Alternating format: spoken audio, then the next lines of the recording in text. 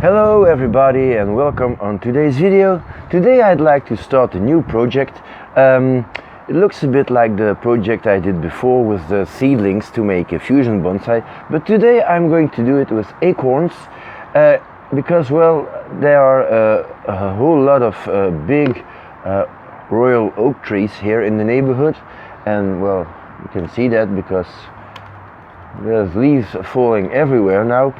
Because it's autumn, and well, let's have a look at what I have here. So this is a bucket full of acorns. It's all. I always think that the name acorn is funny because acorn in Dutch, it's my language, means squirrel. So I think it's nice because squirrels eat these things. So this is how they grow on the tree. They are in a little hat like that, and then they grow like that. So you have a little pointy knob here, and then here you see where they were held in the tree. Now I read about it, and to see if the acorn is okay, I need to plunge them all in water, and the floating ones are the bad ones, and the ones that are sinking are the good ones. So the problem is, well, some say 10 minutes is okay, others say that you have to do it for 4 hours. I don't know. Anyway, I'm just going to pour some water on it, and then, well, I'll find out. Some will float and some will sink, so okay. Now anybody seem to agree that it's best to do that with rainwater. I don't know why, but okay, if they say rainwater, let's just use rainwater. Well, that's already kind of interesting. You see, these ones are floating and these ones are sinking. So, might indeed be a good thing to do that. Now, I'm going to let this for a few minutes, see what's going on. And if I need more, well, I get some more. It's just, I have to pick them up in the garden, and that's all. So the whole thing with looking which are the good acorns and the bad is quite important, because you see these acorns, I'll grab one, are quite big, and well, the tree coming out of this will be in the first year 1 or 2 millimeters if I'm lucky. And it's a big difference between, for example, the seeds of the carpinus, who are 2 millimeters, or from a maple, a ½ centimeter tops. So you can put a whole lot of carpinus or maple seeds in a pot, and if one out of 3 grows, it's okay. You're gonna have a whole lot. But I need to be sure that these ones grow, because I cannot plant hundreds of them for one tree. It's gonna take 3 or 4 years before the tree coming out of this acorn is big enough to cover the space that the acorn takes. So I need to have the good ones. Yeah. So I have a little idea of something I have never made with fusion seedling bonsai thing. So let's have a look. So royal oaks are very slow growers, and if you work with fusion bonsai, well, you will have to wait a whole lot of time before your tree gets thick branches. So maybe I could already make a big splitting trunk. So I want to make a tree that is this wide at the base, and another that is this wide at the base, but of course, because it needs to be one single trunk, I need it to come together. So it's going to be something like that.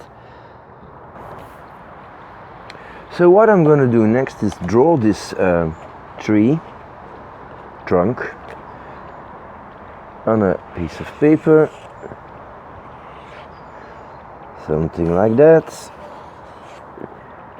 And this is the little trunk, as you see, almost half. And this is going to be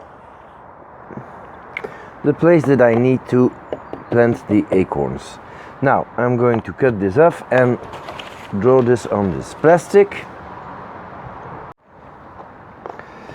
So this will be the plastic that I'm going to need to put under the acorns, and I'm going to take it as wide as possible, like so. 1 or 2 centimeters extra will be very good, like that, something like that. That's okay, it's not rocket science. So of course I realized that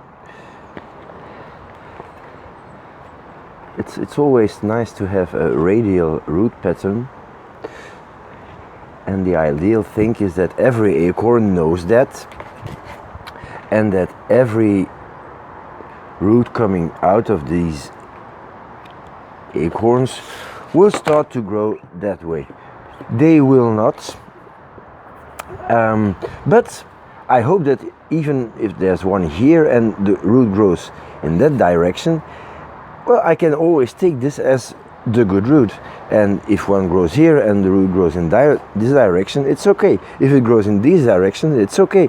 So eventually they all will grow in a radial root pattern, because, well, they will always radiate to one of the outsides. There's no other solution. So let's prepare some soil and find a big pot. This is reused lava rock substrate and reused barbecued, I should say. I'm going to fill it with a whole lot of pot ground, because I want these acorns and these oak trees to grow in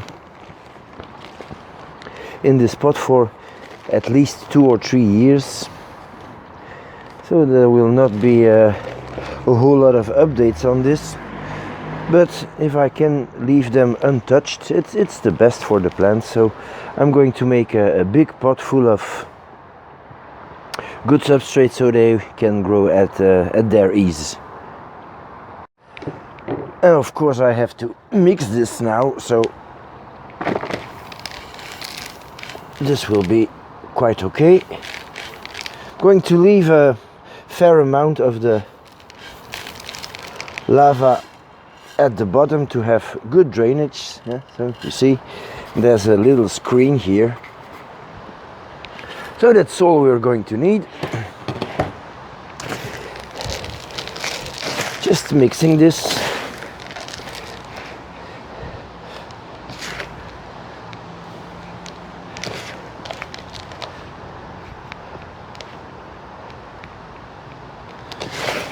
I think that's okay. Now I'm going to fill the pot with this good, healthy, very organic soil mix.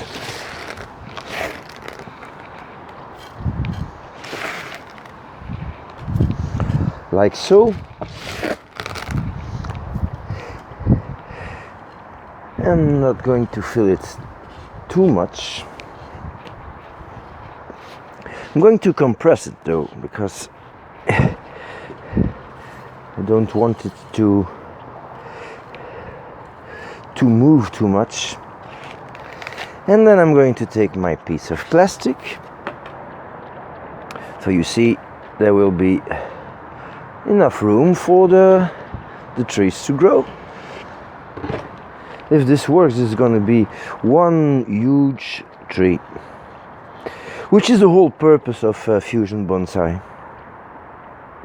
There's no use to make small little trees with the fusion techniques. So now I take my piece of paper and place it on top so that I have an idea where it should be, like so. Here, could put it on top now, so I can mount this up, and this way I'm not going to lose the location of the plastic. It's the only reason why I needed this paper thing, so I can shift it and move it. Okay, so now for the acorns. So indeed, some are floating, and well, these are the not so good ones. I'm gonna keep them here in the pot and put them back in the forest so the mouse can eat them, or the squirrels, or whatever. So well, I did some research, and you have to plant them this way, with the little pin here on top, and this should be the bottom. So I also heard that it is good to make a little incision here, and that it would help the acorn to grow. Little incision, like so. Maybe just across will do. You don't have to worry, because the cells that are growing are really in the middle. So if you make a little incision, it will help splitting the shelf here. And okay, so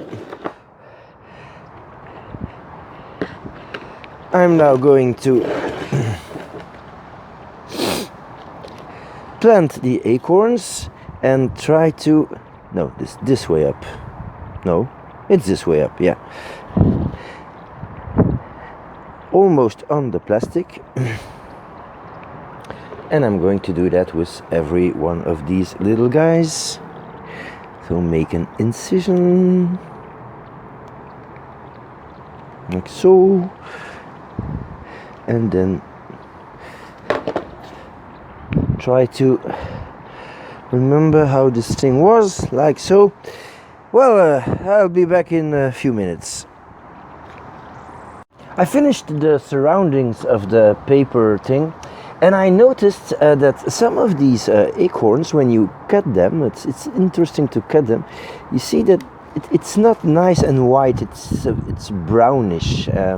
Maybe I can focus a little more on this. And I don't think this one is really healthy. So if you cut every top of the tree, the little acorns, you see this is nice and white, so this is a good one. So I'm going to continue and fill the whole thing with acorns, and always cutting away. This is nice and white, so this is a good one, etc. So you see I have a few more to go. Hooray, it's done. So I had to go to the neighbors in their garden and take a little more, because it's amazing how many of these little acorns you need. So I'm going to cover this up now with the rest of the substrate, maybe just some more. So this is it, a big pot full of acorns waiting for spring to grow. Will it work? I don't know, because I heard that the ratio is of sprouting acorns is not that big. Well, anyway, I planted the good ones. I made sure that they are in a nice healthy soil mix, that they are in the right position, that's a little easier for them to sprout because I cut away the top. So I think that the odds are good, but future will tell. So anyway, it was a fun little project to do. At least you get to spend some time outside, even in the fall. So I hope you enjoyed it. Thank you for watching, and see you next time.